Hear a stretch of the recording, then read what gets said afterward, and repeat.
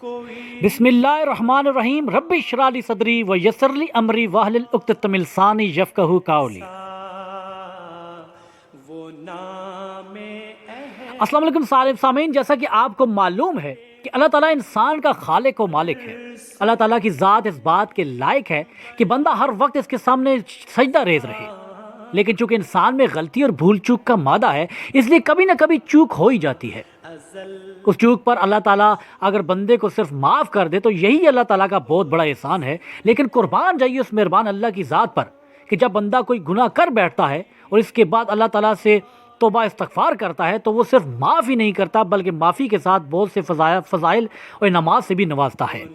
सुभान अल्लाह। जिनका जिक्र हमें कुरान और हदीस में मिलता है, इनमें से 11 अहम फ़ज़ाइल नमाज यहाँ जिक्र किए गए हैं। लेकिन उससे पहले आपको बताता चलूं कि इस्तग़फ़ार एक ऐसी मेडिसिन है जो आपकी ज़िंदगी के मसाइल और परेशानियों को जड़ से उखाड़ फेंकता है।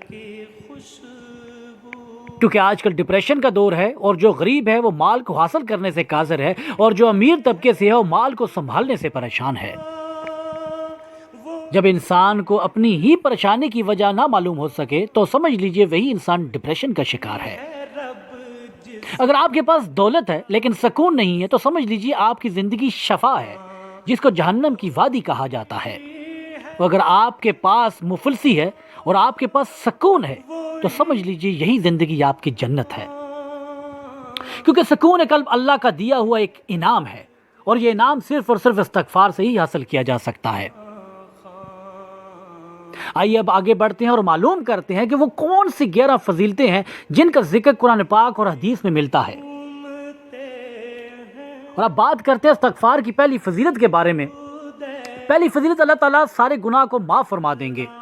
हदीस कुदसी है तिरमिज़ी में कि है इब्ने आदम, अगर तुम्हारे गुनाह आसमान तक पहुंच जाए फिर तू मुझसे मग़फ़िरत तलब करे तो मैं तेरी मग़फ़िरत कर दूंगा और मुझे कोई परवाह तक नहीं होगी। सुभान अल्लाह। दूसरी फजीलत, जन्नत में दाखिला नसीब होगा। अल्लाह ताला फरमाते हैं सूरह नूह की आयत नंबर 12 में कि इस्तग़फ़ार करने पर अल्लाह ताला जन्नत में तुम्हारे लिए बागात पैदा करेगा, तुम्हारी खातर नहरें बहा कर देगा। तीसरी फजीलत, रहमतों वाली बारिशें बरसेंगी।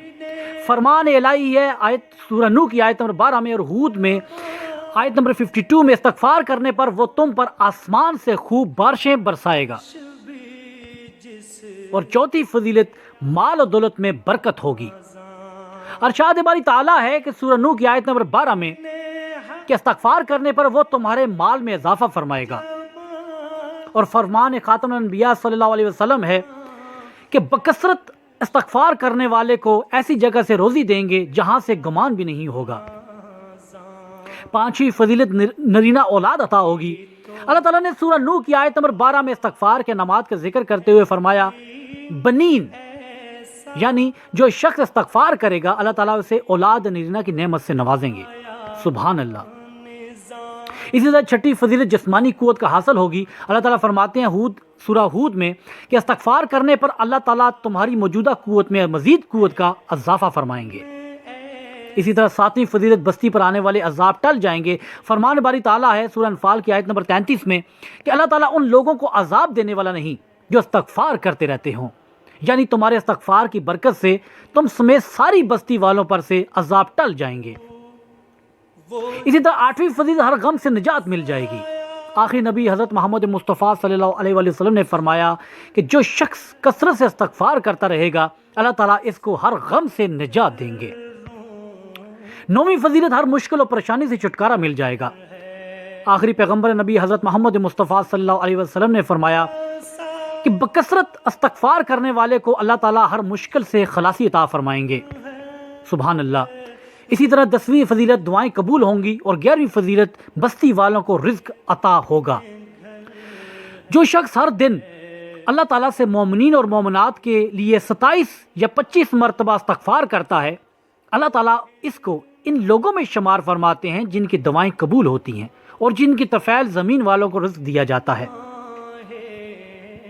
सामीन, आपसे गुजारिश है कि इस्तग़फ़ार की अहमियत और इन मज़कूरा फ़ज़ाइल के पेश नज़र तमाम क़ारीन से गुजारिश है कि अपने औकात में से कुछ वक्त अल्लाह ताला से तौबा इस्तग़फ़ार के लिए ज़रूर निकालें।